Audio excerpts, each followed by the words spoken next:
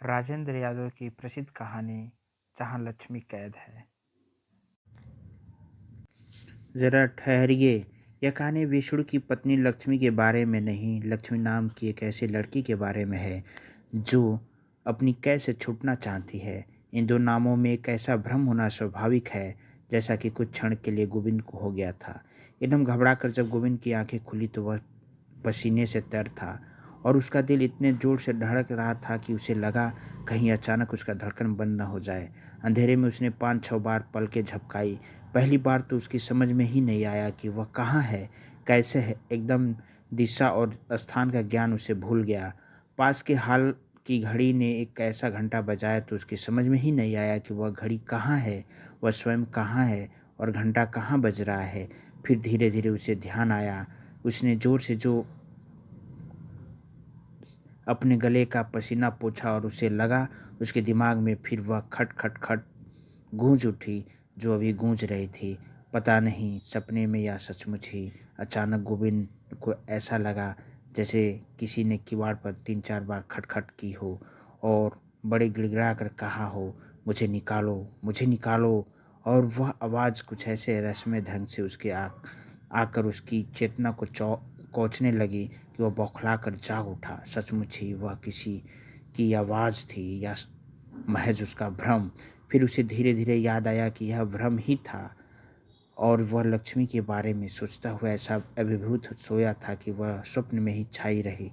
लेकिन वास्तव में यह आवाज़ कैसी विचित्र थी, कैसी साफ थी। उसने कई बार सुना था कि आमुक स्त्री या पुरुष के सपने में आकर कोई कहता है, मुझे निकालो, मुझे निकालो। फिर वह धीरे धीरे स्थान की बात भी बताने लगता है। और वहाँ खुदवाने पर कराहें या हाड़ी में भी भरे सोने चांदी के सिक्के या माया उससे मिलती है और वह देखते देखते मालामाल हो जाता है।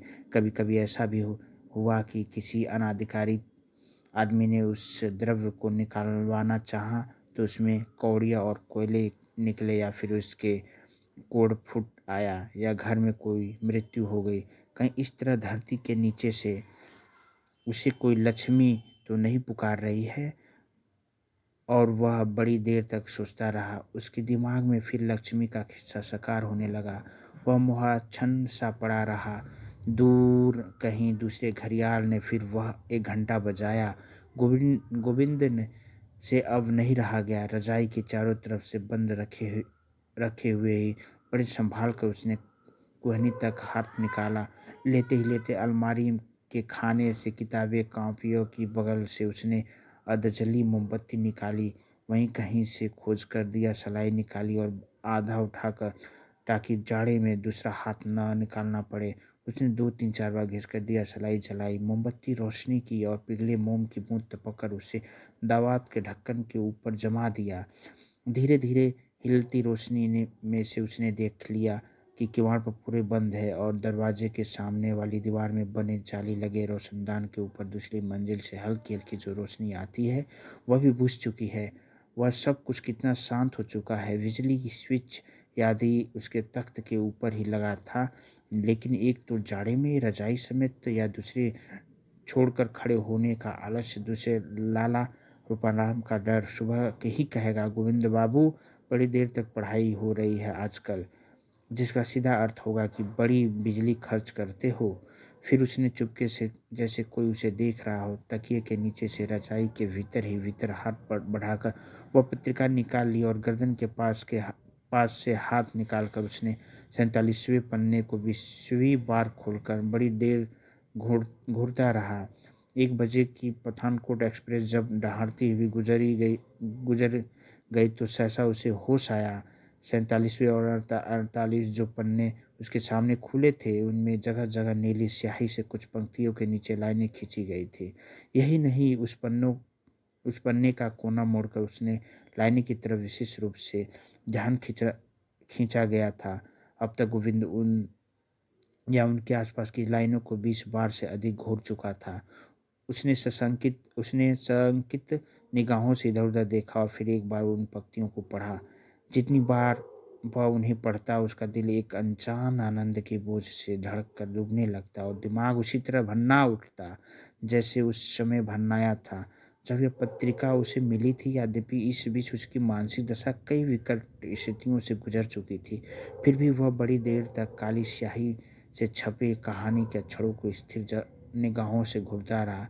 धीरे धीरे उसे ऐसा लगा, यह अक्षरों की पंक्ति एक ऐसी खिड़की की जाली है जिसके पीछे बिखरे बालों वाली एक नीली लड़की का चेहरा झांक रहा है। और फिर उसके दिमाग में बचपन की सुनाई कहानी साकार होने लगी।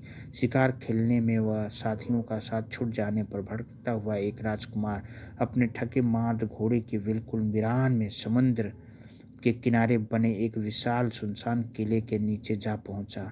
वहां ऊपर खिड़की में उसे एक अत्यंत सुंदर राजकुमारी बैठी दिखाई दी, जिसे एक राक्षस ने लाकर वहां कैद कर दिया था।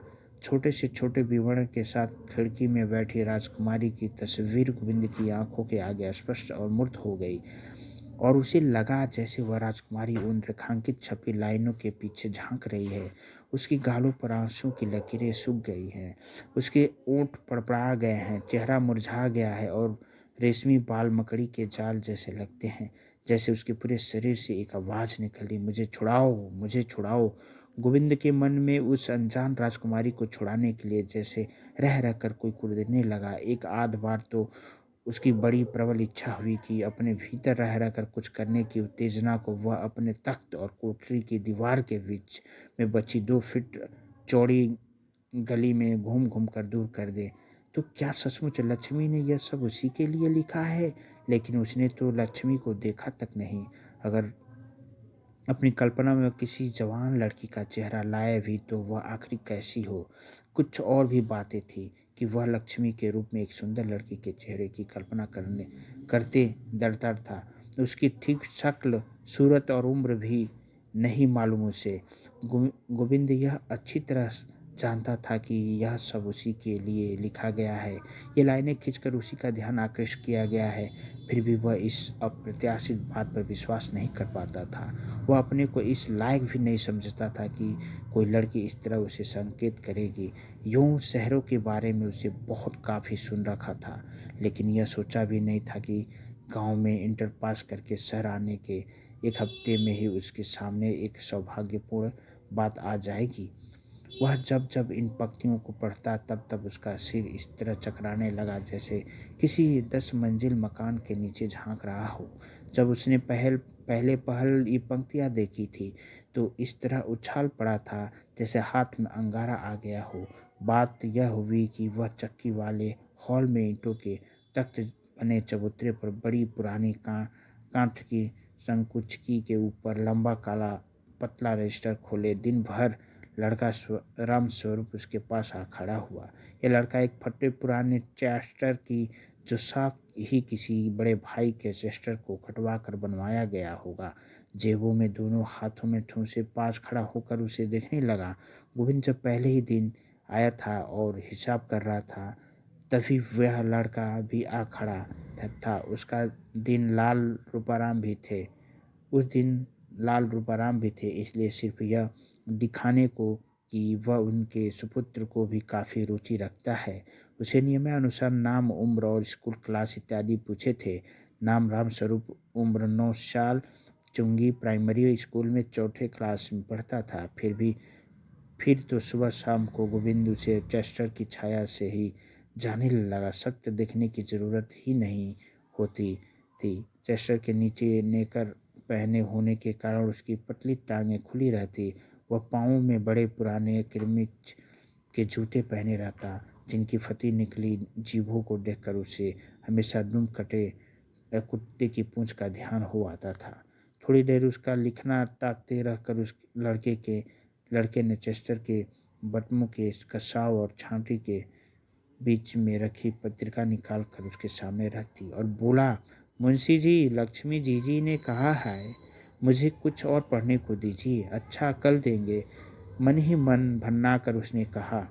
यहाँ आकर उसे जो मुंशी जी का नया खिताब मिला है उसे सुनकर उसकी आत्मा खाक हो गई। मुंशी जी नाम के साथ जो एक कान पर कलम लगाए, गोल मैली टोपी, पुराना कोट पहने मुड़े तुड़े आदमी की तस्वीर सामने आती है, उसे 20-22 साल का युवक गोविंद संभाल नहीं पाता। लाला रूपाराम उसी के गांव के हैं, शायद उसे पिता के साथ 2-3 जमात पड़े भी थे। शहर आते ही आत्मनिर्भर होकर पढ़ाई चला सकने के लिए किसी ट्यूशन इत्यादि या छोटे पार्ट टाइम काम के लिए लाला रूपा राम से भी वह मिला तो उसने अत्यंत उत्साह से उसके मृत बाप को याद करके कहा, भैया तुम तो अपने ही बच्चे हो, जरा हमारी चक्की का हिसाब किताब आधा घंटे देख लिया करो और मज़े में चक्की के पास जो कोठरी है उसमें पड़े रहो। अपना पढ़ो, आटे की यहाँ तो कमी है ही नहीं। और अत्यंत कृतज्ञता से गदगद वह उसकी कोठरी में आ गया। पहली रात हिसाब लिखने का ढंग समझाते हुए लाला रूपाराम मोतियाबिंद वाले चश्मे के मोटे मोटे कांचों के पीछे मोरपंखी के चंदोवे सी दिखती आंखें और मोट ओठों से मुस्कुराते हुए उसका सम्मान बढ़ाने को मुंशी जी कह बैठे तो वह चौंक पड़ा, लेकिन उसने निश्चय कर लिया कि यहाँ उस जम जाने के बाद वह विनम्रता से इस शब्द का विरोध करेगा। रामस्वरूप से मुंशी जी नाम सुनकर उसकी भय तन गई, इसलिए उसने उपेक्षा से वह उत्तर दिया था, कल जरूर दीजिएगा। रामस्वरूप ने फिर अनुरोध किया, हाँ भाई जरूर देंगे। उसने दांत पीसकर कहा, लेकिन चुप ही रहा। वह अक्सर लक्ष्मी का नाम सुनता था, हालांकि उसकी कोठरी बिल्कुल सड़क की तरफ अलग ही पड़ती थी, लेकिन उसमें पीछे की तरफ जो एक जालीदार छोटा सा रोशनदान था वह घर के भीतर नीचे की मंजिल के चौक में खुलता था। लाला रूपाराम का परिवार ऊपर की मंजिल पर रहता था और नीचे सामने की तरफ पन चक्की थी। पीछे कई तरह के चीज़ों का स्टोर रूम था। इस लक्ष्मी नाम के प्रति उसे उत्सुकता के और रुचि इसलिए भी बहुत थी कि वह चाहे कोठरी में हो या बाहर, पनचक्की के हाल में हर 5वें मिनट पर उसका नाम विभिन्न रूपों में सुनाई देता था। लक्ष्मी बीवी ने यह कहा है, रुपए लक्ष्मी बीवी के पास है, चाबी लक्ष्मी बीवी को दे देना। और उसके जवाब में जो एक पतली तीखी सी अधिकारपूर्ण आवाज़ सुनाई देती थी उसे गोविंद पहचानने लगा था। अनुमान अधिकारपूर्ण आवाज़ सुनाई देती थी, उसे गोविंद पहचानने लगा था। अनुमान से उसने समझ लिया था कि यही लक्ष्मी की आवाज़ है, लेकिन समय में वह कैसी है उसके एक झलक भर देख पाने को उसका दिल कभी कभी बुरी तरह तड़प सा उठता। लेकिन पहले कुछ दिनों उसे अपना प्रभाव जमाना था, इसलिए वह